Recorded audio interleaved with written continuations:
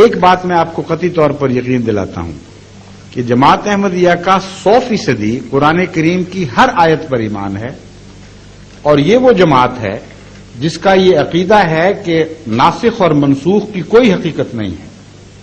قرآن کریم کا ایک شوشہ، ایک ذرہ بھی منسوخ نہیں ہوا، کیونکہ جس وقت بھی آپ نسخ منسوخ مان جائیں گے، کچھ آیتیں مٹانے والی آ جائیں گی، کچھ مٹنے والی بن جائیں گی، اور قرآن کریم جو فرماتا ہے لا ریب فیہ، اس میں ریب داخل ہو جائے گا۔ اس لیے اگر نعوذ باللہ من ذالک جماعت احمدیہ قرآن کی کسی آیت پر ایمان نہیں لاتی تھی تو پھر نسخ منسوخ کے عقیدے کو تو ماننا چاہیے تھا، یہ کہہ دیتے کہ یہ منسوخ ہو گئی۔ ہرگز ایسی بات نہیں، ہم سچے ہیں، صادق ہیں اپنے قول میں، اپنے ایمان میں صادق ہیں۔ آن حضرت صلی اللہ علیہ وآلہ وسلم کو خاتم النبیین مانتے ہیں، ہر اس معنی میں مانتے ہیں جس معنی میں صلحائے امت اور عرب استعمال سے لفظ خاتم کے معنی ثابت ہیں۔ آج اگر عرب علماء بعض مجھ سے بات کرتے ہیں تو یہ کہتے ہیں کہ ہم عربی دان، ہم عرب میں پیدا ہونے والے، تم ہماری زبان ہمیں سکھاتے ہو، تمہارا کیا حق ہے کہ خاتم کے ایسے معنی کرو جسے ہم اعلان کر دیتے ہیں کہ جھوٹے اور غلط، سعودی عرب سے اعلان ہو جاتا ہے، مصر سے ہو جاتا ہے، تمہاری بات ہم کیوں مانیں؟ پھر تم تو پنجابی، تمہیں تو عربی بولنی بھی نہیں آتی۔ اس کا میں جواب یہ دیتا ہوں کہ مجھ سے میرا بحث کا کوئی حق نہیں، بالکل ٹھیک فرما رہے ہیں، لیکن محمد مصطفیٰ صلی اللہ علیہ وآلہ وسلم کا حق رہتا ہے قائم، آپ کے صحابہ کا حق رہتا ہے۔ اگر میں خاتم کا مضمون خود حضرت اقدس محمد مصطفیٰ صلی اللہ علیہ وآلہ وسلم کی زبان سے آپ کو دکھا دوں، پھر آپ کو زیادہ عربی آتی ہے کہ محمد رسول اللہ علیہ وسلم کو عربی زیادہ آتی ہے، پھر یہ بحث اٹھے گی، ہم بیچ میں سے نکل جاتے ہیں، پھر آپ بحث کیجیے۔ اولین صحابہ سے اگر ثابت کر دوں کہ خاتم کا وہ مفہوم مطلب نہیں ہے جو آج کے بعض علماء عرب ہوں یا غیر عرب قرآن کی طرف منسوب کر رہے ہیں، بلکہ وہ مطلب ہے جس کو ہم مانتے ہیں، اور یہ صحابہ کا عقیدہ تھا، پھر آپ بحث کیجئے۔ وہ عرب صحابہ صلحائے عربی نہیں تھے، بلکہ عربی کے لحاظ سے آج کی بگڑی ہوئی عربی سے تو بہت بہتر عربی جانتے تھے۔ آج تو میں نے تو دیکھا جتنے عرب آتے ہیں ان کو کہا جائے فصحا بولیں تو ذرا زور لگا کے بولنی پڑتی ہے، ورنہ بگڑی ہوئی عربیاں بول رہے ہیں، پہچانی بھی نہیں جاتی عربی۔ تو محمد رسول اللہ صلی اللہ علیہ وسلم اور آپ کے زمانے کی عربی ہر مسلمان کو تسلیم ہے، بہتر تھی، افصح تھی، ابلغ تھی اور سچی تھی، یعنی وہ لوگ سچے تھے جو عربی بولتے تھے۔ اب سنیے، آن حضرت صلی اللہ علیہ وآلہ وسلم نے حضرت علی رضی اللہ تعالیٰ عنہ کو مخاطب کر کے فرمایا، انا خاتم النبیین و انت خاتم الاولیاء۔ یہ لفظ آگے پیچھے ہو سکتے ہیں مگر قطعی طور پر یہ لفظ موجود ہے۔ فرمایا کہ میں خاتم النبیین ہوں یا علی، اور تو خاتم الاولیاء ہے۔ اور یہی حدیث دوسرے لفظوں میں خاتم الاصفیاء کے معنوں میں کے لفظوں کے ساتھ استعمال ہوئی، اور یہ حدیث شیعہ فرقوں کی کتب میں بھی موجود اور سنی فرقوں کی کتب میں بھی موجود، اسی لیے حضرت علی رضی اللہ تعالیٰ عنہ کو خاتم الاولیاء کا لقب دیا جاتا ہے۔ آپ نے اپنے خاتم النبیین کے ساتھ جوڑ کر بیان فرمایا ہے۔ میں یہ پوچھتا ہوں، ان ظاہر صاحب سے پوچھیے آپ جنہوں نے سوال کیا کہ کیا اس بات پر آمادہ ہیں کہ یہاں جو معنی خاتم کا آپ ایک حصے میں کرتے ہیں دوسرے میں بھی وہ تسلیم کر لیں؟ اگر وہ آمادہ ہو جائیں تو بحث ختم ہو جاتی ہے۔ پھر آپ ان سے پوچھیے کہ بتائیے خاتم الاولیاء کا کیا مطلب ہے؟ اگر خاتم الاولیاء کا مطلب ہے ایسا ولی آ گیا جس کے بعد قیامت تک امت محمدیہ میں کبھی کوئی ولی نہیں پیدا ہوگا اور ولایت کی صف لپیٹ دی گئی ہے، تو پھر جائز ہے کہ ساتھ ہی یہ ترجمہ کیا جائے کہ ہاں جس طرح میں خاتم النبیین ہوں اور میرے بعد قیامت تک کوئی نبی نہیں آ سکتا اور نبوت کی صف گویا کہ لپیٹ دی گئی۔ کیا یہ جائز ہے؟ اگر جائز ہے تو ولایت کو ڈھونڈتے رہیں اس امت میں جو ولایت کے لیے پیدا ہوئی تھی، ولی بنانے کے لیے آئی تھی، اور اعلان کرتی ہے کہ اولیاء اللہ کی جماعت ہے، الا ان اولیاء اللہ لا خوف علیہم ولا هم یحزنون۔ رسول اللہ صلی اللہ علیہ وسلم نعوذ باللہ یہ اعلان کر رہے تھے کہ ہمیشہ کے لیے ولایت ختم ہوگی۔ پھر آگے سنیے، حضرت عائشہ صدیقہ رضی اللہ تعالی عنہا نے ایک کہنے والے کو یہ حدیث پڑھتے ہوئے سنا، یہ حدیث سناتے ہوئے بازار میں اعلان کرتے ہوئے سنا کہ انا لا نبی آبادی، رسول اکرم صلی اللہ علیہ وسلم نے فرمایا ہے کہ میرے بعد کسی قسم کا کوئی نبی نہیں.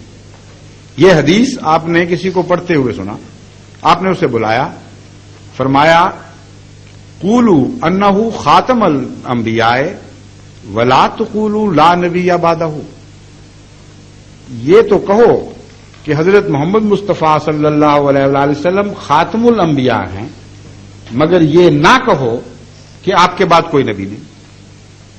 اب حیرت کی بات ہے کہ اولین دور میں وہ معزز ترین خاتون جن سے امت محمدیہ کے علماء کہتے ہیں کہ ہم نے آدھا دین سیکھا، جو رسول اللہ صلی اللہ علیہ وسلم کے ہاں پرورش پائیں، آپ کی تربیت کے نیچے بڑی آگے اور آپ سے دین سیکھ کر دوسروں کو سکھانے والی تھی، انہوں نے کیا محسوس کیا؟ خطرہ، کوئی فرق محسوس کیا؟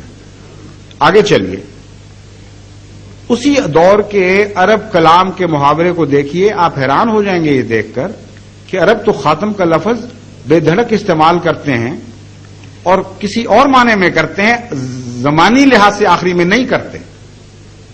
چنانچہ کہتے ہیں متنبی خاتم الشعراء تھا، کہتے ہیں ابو علی سینا خاتم الاطباء تھا، اور کوئی خاتم الحکماء بن گیا، کوئی اطباء بن گیا، کوئی خاتم الاولیاء ہو گیا.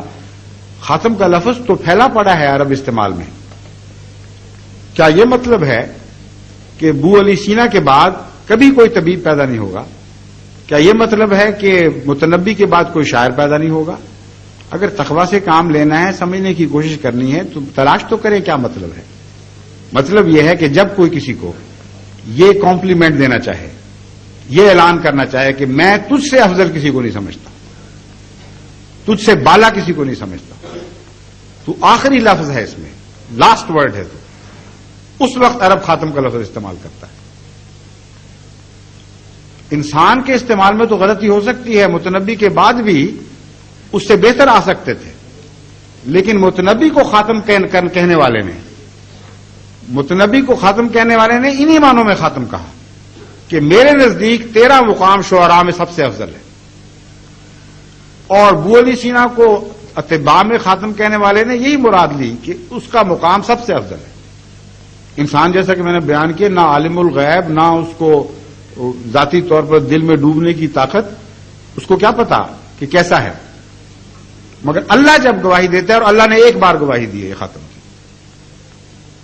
سارے مذاہب کی کتابیں اٹھا لیں، آج تک خدا نے کسی نبی کے متعلق لفظ خاتم استعمال نہیں کیا سوائے ہمارے آقا و مولا حضرت اقدس مولانا حضرت محمد مصطفیٰ صلی اللہ علیہ وسلم کے متعلق. فرمایا ما کان محمد ابا احد من رجالکم ولکن رسول اللہ و خاتم النبی. بس خدا نے فرمایا جو عالم الغیب ہے، جس نے نبوت بھیجی کہ کائنات میں جہاں جہاں بھی جتنے بھی نبی آئے ہیں سب سے افضل، سب سے اعلیٰ حضرت اقدس محمد مصطفیٰ صلی اللہ علیہ وسلم. پھر عربوں کو اس بات پر بھی غور کرنا چاہیے کہ خاتم النبیین فرمایا ہے، خاتم النبوت تو نہیں فرمایا. خاتم النبیین، خاتم الشعراء، یہ اسم کی طرف مضاف ہو رہا ہے اور اسم مصدر کی طرف مضاف نہیں ہو رہا. کیا مطلب ہے؟ مطلب یہ ہے کہ جتنے بھی اس گروہ کے وجود ہیں ان گروہوں میں خاتم ہے. اب خاتم ہے کیا، اس کو جب آپ سمجھیں تو معاملہ اور بھی کھل جائے گا. خاتم انگوٹھی کو نہیں صرف کہتے، بلکہ ایسی انگوٹھی کو کہتے ہیں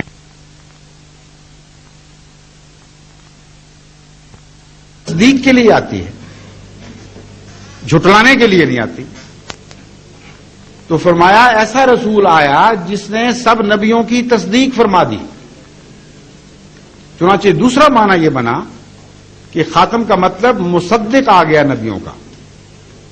اور یہ بات جو ہے یہ حیرت انگیز اسلام کی سچائی کا اعلان ہے. عجیب بات ہے، جو مسلمان ان معارف کو نہیں سمجھتے وہ اس سے فائدہ ہی نہیں اٹھاتے.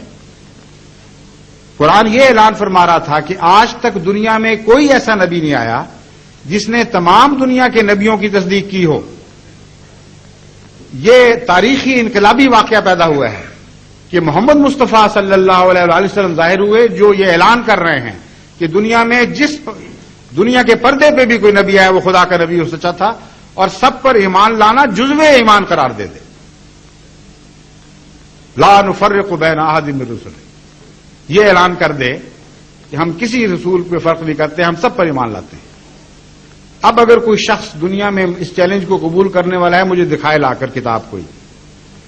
ساری دنیا کے الہی صحیفوں میں قرآن کریم کے سوا کسی نے اپنے رسول کو نہ خاتم کہا اور نہ کسی دنیا کے رسول نے کسی بھی مذہب میں تمام دنیا کے رسولوں کی تائید کی اور ان پر ایمان لانا ضروری قرار دیا.